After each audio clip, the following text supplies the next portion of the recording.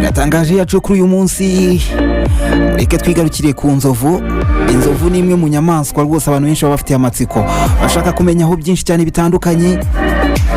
Turaza kurebera hamwe ubushobozi bwayo mu bijyanye no kwibuka, cyane ko abantu benshi murabizi ko mujya mwumva ko abantu bavuga bati rwose inzovu mu bijyanye no kugira ubwonko bwibuka iri hejuru cyane ugereranyije n'ubwonko bw'umuntu. Ibyo rero byose turaza kubirebera muri iki kiganiro.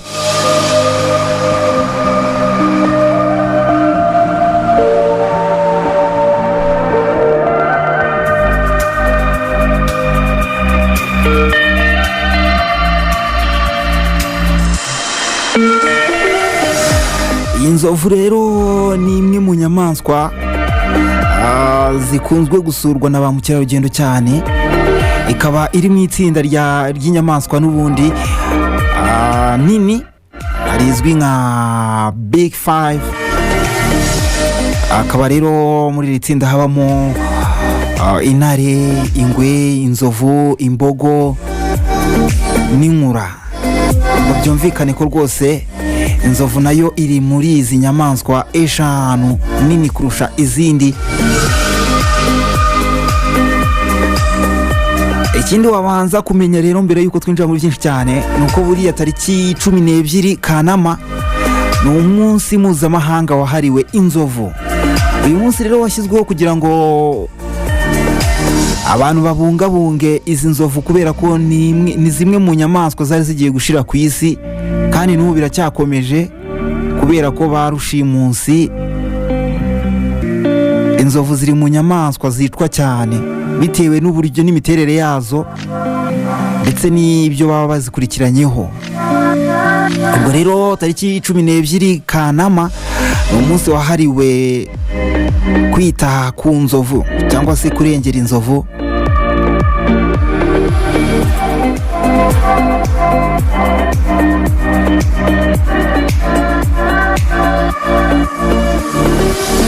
Iyi nzovu rero niyo nyamaswa nini kuruta izindi yo ku butaka. Iyi nzovu rero niyo nyamaswa rwose ipima ibiro byinshi kurusha izindi. Inzovu nyafurika rero nizo nini kurusha izindi ku isi hose.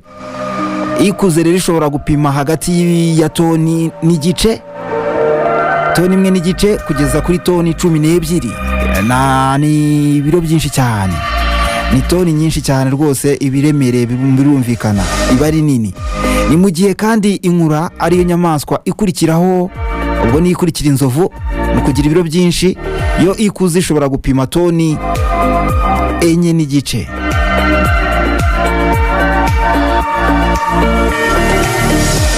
Ikinyabuzima rero gishobora kurusha inzovu ibiro ni ifi, kuko yo hari amafi ashobora gupima toni rwose 18. ngira ngo ubushize twagarutse ku ifi, ariko mu bishaka twazanayisubiramo kujya tukakubwira kuri iyi fi nini. Inzovu rero imara igihe kinini irya. Ushatse wavuga ati ni bon appétit. Niho bitandukaniye n'abantu. Inzovu yo rwose amasaha 28 agize umunsi, amasaha 20 yose iyakoresha iri kurya. Ibi rero byumvikane ko nyine ari ibintu bitangaje cyane kumva ko mu masaha 28 amasaha 20 inzovu igomba kuyamara yirira.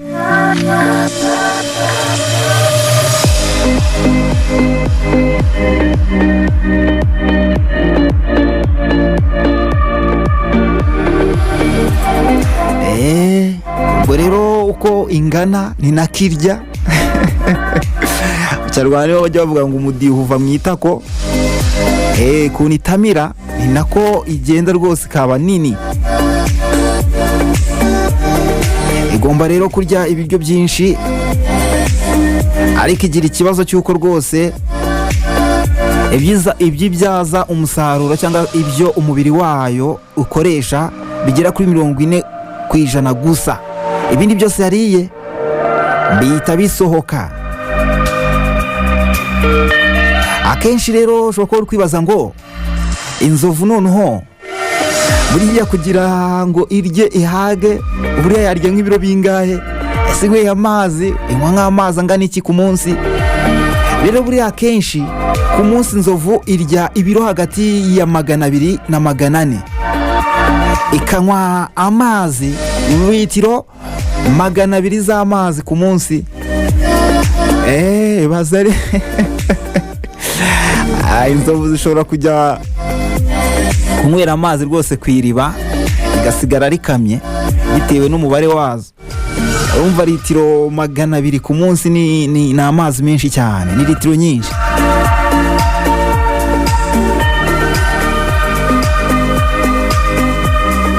Gusinzira ubushize twe twabigarutseho, ariko niba utaruhari cyangwa se utarabashije kumva icyo kiganiro, buriya isinzira, inzovu isinzira amasaha 4 yonyine.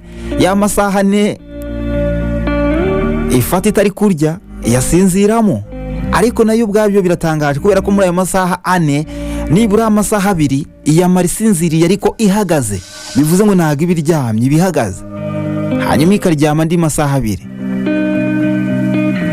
ibintu bitangaje cyane. Ukuntu ari nini ntago ikunda kuryama, umwanya munini ufata yishakira ibyo kurya. Ahangaha twavana isomo nk'abantu.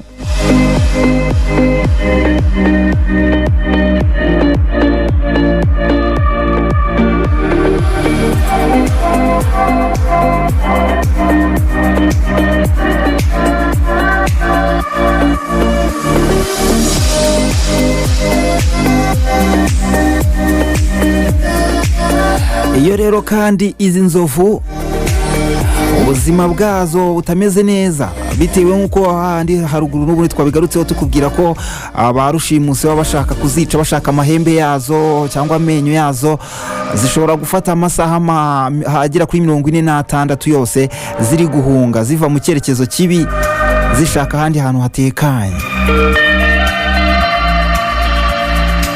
Ikindi kintu gitangaje ku nzovu, inzovu itandukanye n'izindi nyamaswa nyinshi kubera ko inzovu ntago igira ahantu yita mu rugo cyangwa se mu kiraro cyayo, uvuga ngo amasaha yo kuryama ngomba kuryama. Aya inzovu ahinaniwe igeze n'ihirara,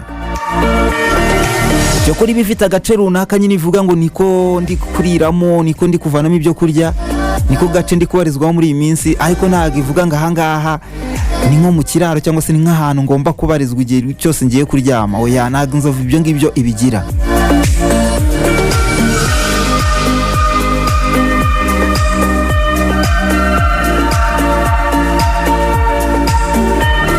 Of course ushobora no kuba uri kwibaza ngo ese inzovu uburambe bwayo, ndavuga mu bijyanye no kuba yamara ku isi igihe kinini cyangwa se igihe kinini yabasha kumara ku isi, inzovu ni kigera mu myaka ingahe? Ubushakashatsi bwakozwe rero bwagaragaje ko byibuza inzovu ishobora kurambika agera ku myaka 65 y'amavuko. Urumva ko ni imyaka myinshi cyane.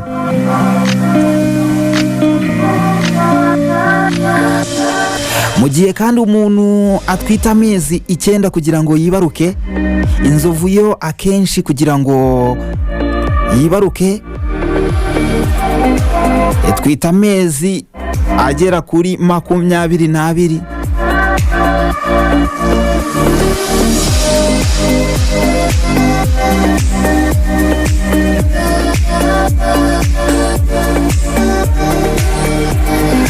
Kandi ahangaha ari icyo bita SeaWorld Park, ivuga ko rwose inzovu iyo ikimara kuvuka iba ifite ibyago byinshi cyane byo kuba yapfa. Ibyago rero bikaba bigera kuri 30% kubera ko yo ikiri noya igorwa no kuba mu ishyamba nyine kugira ngo izakure, kugira ngo irenge izo manuka zibera mu ishyamba n'ibindi bitandukanye, biragorana cyane.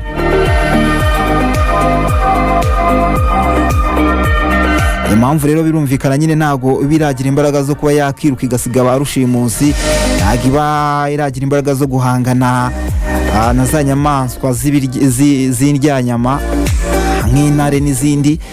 Ibyo byose rero bituma bigenda biyongerera ibyago byo kuba yahitanwa n'ibyo byago byose ikagera kuri 30%. Byumvikane ko nyine inyinshi zihasiga ubuzima.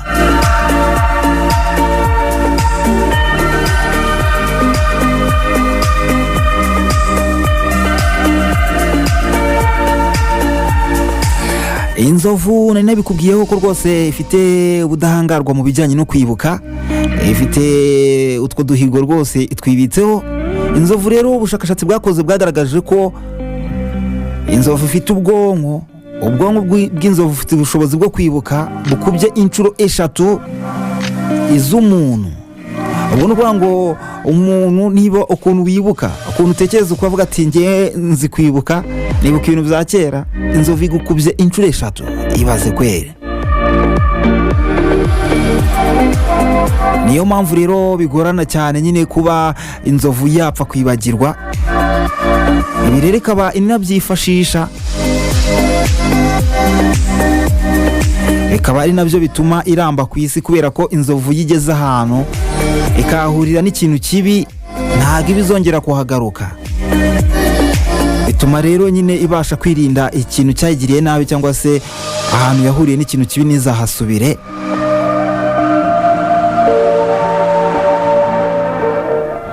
Bari kwibaza ngo zibaho ngute mu miryango?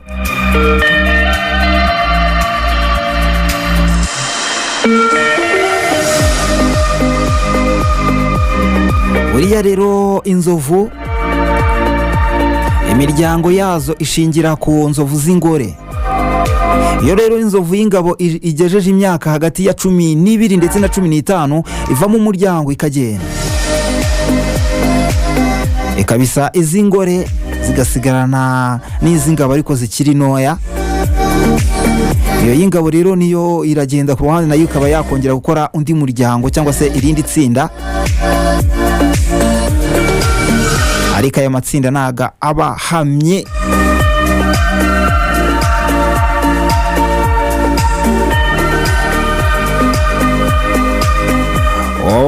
Ubushakashatsi rero bwakozwe n'ubuyobozi bwa Mara Research Center, ni ikigo cy'ubushakashatsi rero ku rusobe rw'ibinyabuzima cyo muri Kenya.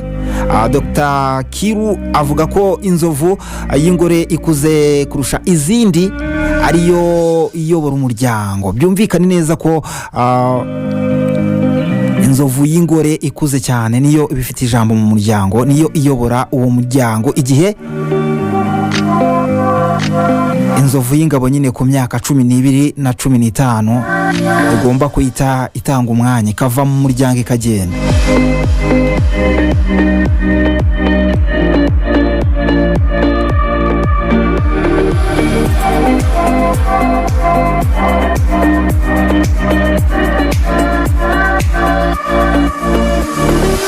Ba rushimusi rero bakunda kwica inzovu nyine nkuko nabikubwiye, bashaka amenyo y'inzovu. Ariko ushobora kuba wibaza ngo ese ubundi amenyo y'inzovu kubera iki, baba yashakira iki, bayamaze iki? Rero amenyo y'inzovu ateye nk'amabuye y'agaciro. Aya menyo rero ashobora kuvamo ibintu byinshi cyane bitandukanye, harimo ibikomo, harimo ibyambarwa ku matwi, amaboko, mu ijosi, imitako yo mu nzu n'ibindi byinshi bitandukanye, n'ibikoresho bitandukanye. Bene ibi bikoresho rero nkubwiye biba bihenze cyane. Ibi rero nibyo bituma ba rushimusi bajya kwica inzovu kugira ngo babashe kuba babona amwe mu menyo y'inzovu kugira ngo bayakoreshe ibyo ngibyo, kubera ko aba anahenze. Umutonzi w'inzovu nawo ntabwo twabura kugaruka, kubera ko ndabizi ko abantu benshi baba wibazaho ibintu byinshi cyane.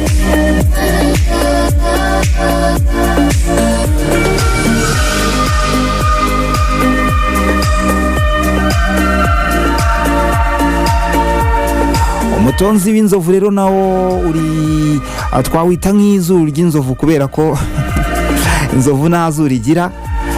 Rero uyu mutonzi inzovu z'ingabo nizo zigira umutonzi muremure, aho ushobora gupima rwose hafi metero 2.5.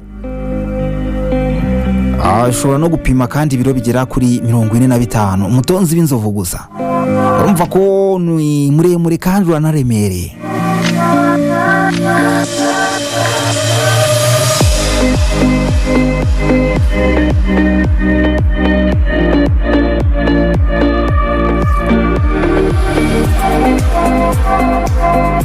Reka tugaruke ku ikerandera cyangwa se ku izimira ry'inzovu, cyane ko rinahangayikishije isi muri rusange. Niba uzi ko nawe ukunda inyamaswa, nyamuneka wabigiramo uruhare kugira ngo izi nzovu zitazashira ku isi. Impamvu mbivuze ni iyi: iki cyo bita World Wildlife cyangwa se umuryango ushinzwe inyamaswa z'inyagasozi wo ku isi, ivuga ko rero mu mwaka w'1930 muri Afurika hari inzovu zigera muri miliyoni 10, ariko ubu ngubu ikibabaje akaba hasigaye inzovu hafi ibihumbi 415 byonyine. Ni inzovu nkeya cyane ugereranyije n'izari zihari. Muri Aziya rero habarirwa izigera kuri 40 ndetse na 50. Inzovu rero ziba muri Afurika munsi y'ubutayu bwa Sahara muri Afurika igera ku bihumbi 23. Ku mugabane wa Aziya ni ibihumbi 13 gusa. Urumva ko ari ibintu bibabaje cyane, kuva kuri miliyoni hafi 10 bakaba hasigaye izitagera no kuri miliyoni. N'agahinda, hatagize igikorwa zisanga zose zishize, kandi ntabwo ari byo twifuza.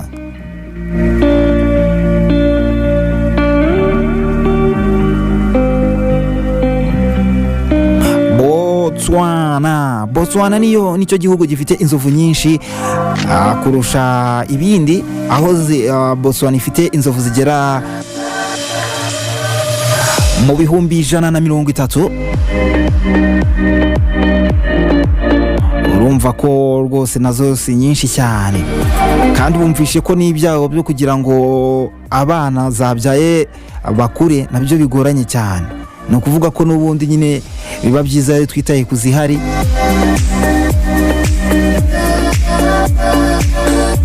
Kubera rero icyo kibazo n'ibyo byatumye ibi bihugu bimwe na bimwe byaragiye bishyiraho amategeko ahana abakoze ku nyamaswa, kubera ko nyine babonye ko hatajeho amategeko ahana izi nzovu cyangwa n'izindi nyamaswa zitandukanye zishobora gushira ku isi bitewe n'uko nyine baba bazishakaho ari amahembe, bazishakaho ari amenyo yazo, hari n'ababa bazishakaho inyama n'ibindi bitandukanye. Ibi byose rero bigatuma baziga ku bwinshi kugira ngo bazice. Basanga rero ibihugu bimwe na bimwe byagiye bishyira amategeko kugira ngo bihane abo bantu, byibuza barebe ko zaguma ku isi.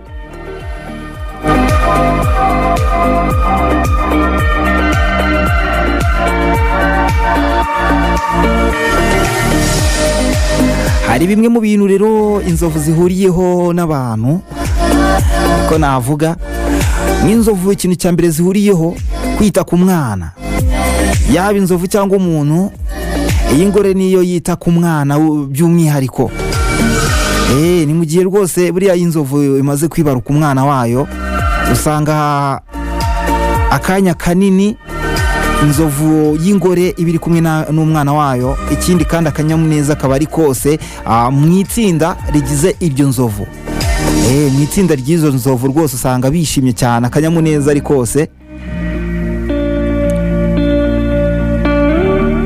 Rero inzovu z'ingore ziraza zigashagara cyangwa zikazenguruka iyo ngiyo y'ingore n'ubundi yibarutse uwo mwana cyangwa yabyaye uwo mwana, zikavuza akaruru ndetse zikiyamira, bigaragaza ko nyine zifite ibyishimo byinshi cyane. Ibi rero urabizi ko n'ubundi iyo umuntu yibarutse abantu barishima. iyo rero iyi ngore yamaze kubyara rwose nayo ihoza akajisho ku mwana wayo, ibyo ikora byose bitekereza ku mwana wayo, bigatuma babihuza n'uko nyine n'umuntu ariko abayeho.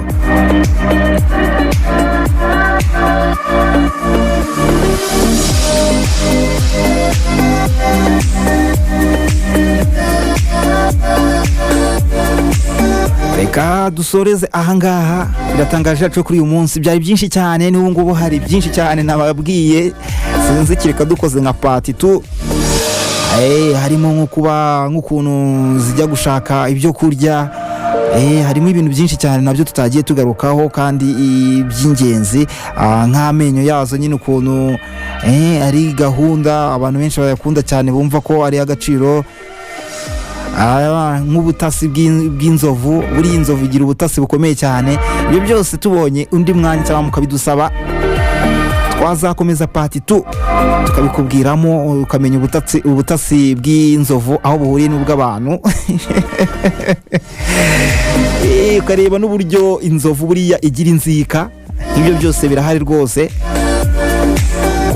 Reka dusoreze ahangaha, twibutsa ko niba iki kiganiro cyagucitse ushobora kunyakira kuri YouTube channel yacu yitwa Abasirimu TV, hanyuma ukareba iki cyegeranyo ukacyumva witonze. Ushobora kuvuga atari akantu numvishe ariko ndashaka kugasubiramo nuje, cyangwa se ari umuvandimwe wanjye nshaka kukoherereza, nyarukira wandikemo Abasirimu TV hanyuma ukarebe neza cyane.